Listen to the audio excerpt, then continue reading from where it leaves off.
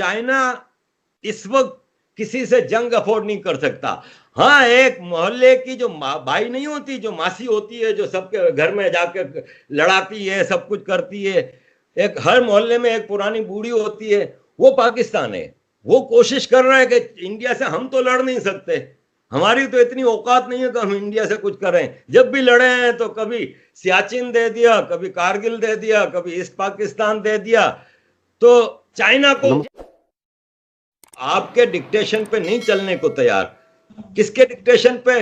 उन वर्दी वालों पे जिनको हम तनख्वाह देते हैं, जो कॉन्स्टिट्यूशन की सुबह से शाम मां बहन एक करते हैं, जिन्होंने किया इस कॉन्स्टिट्यूशन का, उनसे हम डिक्टेशन लें।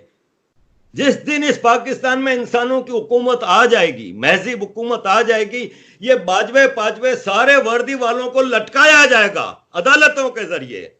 इन लोगों ने क्राइम्स अगेंस्ट ह्यूमैनिटी किए हैं, पाकिस्तानियों को मारे हैं। मुझे बताएं दुनिया में एक हिस्ट्री में आर्मी जो अपने ही बंदों का कत्लेआम करे। बलोचिस्तान में मिसिंग पर्सन इतने हैं, केपीके में मिसिंग पर्सन इतने हैं, क्वाटा में है, सिंध में है, अर्बन सिंध में है, कहां नहीं है? क्यों भाई? आपको हम तनख्वाह देते हैं, जाएं इंडिया से लड़ें और आजाद कराएं कश्मीर को। इसके लिए वो आपसे नहीं होता। वहां पे 93,000 पतलूने लटका के आ जाते हो और हमारे ठेकेदार बनते हैं। तो इन फौजियों को तो हम निपटना जानते हैं। कब तक चलेगा ये मामला? नहीं चलने वाला। ज्यादा कंगले हो गए, इनके पास तनख्वाहें देने के लिए पैसे नहीं है, भीखे नहीं मिल रही। अब इनको पता चलेगा, बहुत कम अरसा रह गया इनके पास। दुनिया कब तक खामोश रहेगी, ये आप देखिएगा। लेकिन सर सब लोग, जैसे अगर इवन हम भारत की भी बात करें, तो वो तो अपनी फौज की अगर कोई कमजोरी हो भी तो उसको छुपाते हैं, बहुत सपोर्ट करते हैं कि जी अगर हम, वो कहते हैं अगर हमारी फौज ना होती तो हम इतने मजबूत ना होते। तो हम एज अ पाकिस्तानी हम अपनी फौज को क्यों सपोर्ट नहीं करते? क्या ये चीजें सब हम, हमारे पास कोई प्रूफ है इन सब बातों का? हम कोई दावा कर सकते हैं कि ये बात सच है, सिर्फ फैलाई भी नहीं है? देखें, इंडिया की आर्मी कोई अस्करी सीमेंट नहीं चलाती, कोई शादी हॉल नहीं चलाती, कोई जमीनों पे कब्जे नहीं करती, कोई डीएचए नहीं बनाती, कोई बहरिया टाउन बना के एक दुनिया के करप्ट तरीन जाहिल तरीन इंसान को मलिक रियाज बना के पाकिस्तान का अमीर तरीन आदमी नहीं बनाती भारतीय फौज। भारत की फौज को मैं सलाम करता हूं सिर्फ एक बात पे, कि वो अपने कॉन्स्टिट्यूशन, अपनी पॉलिटिकल लीडरशिप के ऑर्डर्स को फॉलो करती है। हमारी आर्मी तो बेगैरत है। हमारी आर्मी को हम सपोर्ट करेंगे जिसने हमारे अपने भाइयों को मारा है। बांग्लादेश का जेनोसाइड आपको याद होगा, या इसको आप डिनाई करेंगी? क्या वहां पे बंगाली औरतों का जो बलात्कार हुआ है, या जो पाकिस्तानी नहीं थी? किस बुनियाद पर उनका? जिस पे मर्जी आई रॉ का ठप्पा लगा दिया कि जी रॉ एजेंट है, उन पर ऑपरेशन करेंगे। साले तुम अमेरिकन एजेंट हो, सारी जिंदगी अमेरिका की गुलामी की है। जिसने उसामा बिन लादेन को पकड़ाया था, कर्नल इकबाल सईद, उसके घर की वीडियो कल रात वायरल हो रही है, जिसमें है वतन के सजीले जवानों गाना गा रही है। और ये जितने कर्नल पर्नल सारे भागे हुए अमेरिका में अय्याशी की जिंदगी गुजार रहे हैं, हाथ में विस्की के गिलास पकड़े हुए हैं। ये फौज की हम इज्जत करें? ये बाजवे की, ये शरीफ की, ये राहिल शरीफ जो इतनी बड़ी बड़ी बातें करता रहा, 1 अरब 26 करोड़ रुपए की जमीन दी है इसको।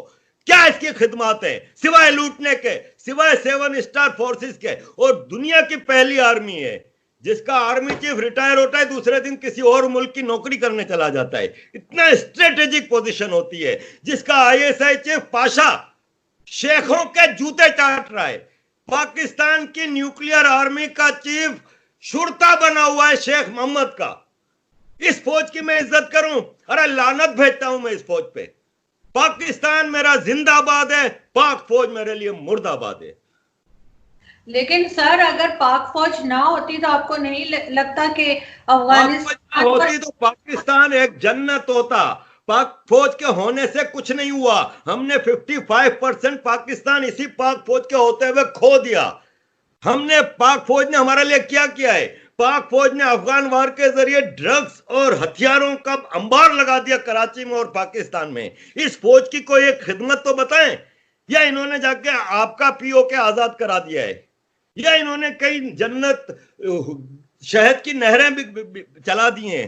अरे पानी तक कराची का ये सप्लाई करते हैं। ये बेगैरत करबला वाले यजीद से बड़े काफिर हैं। सर इनके आज भी मैं एक टॉक शो देख रही थी रिपब्लिक भारत पे, तो उसमें उनके, मुझे नहीं पता अपोजिशन के थे या कोई एनालिस्ट थे, ये मैं मुझे नहीं समझ आई, लेकिन कोई थे जो ये कह रहे थे कि सारी दुनिया चाइना के साथ खड़ी है और भारत अकेला है।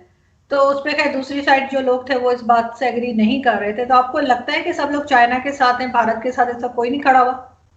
सिवाय पाकिस्तान के किसने बयान दिया है कि मैं चाइना के साथ खड़ा हूं? व्लादिमीर पुतिन ने तस्वीर लगाई है, आई स्टैंड विथ इंडिया।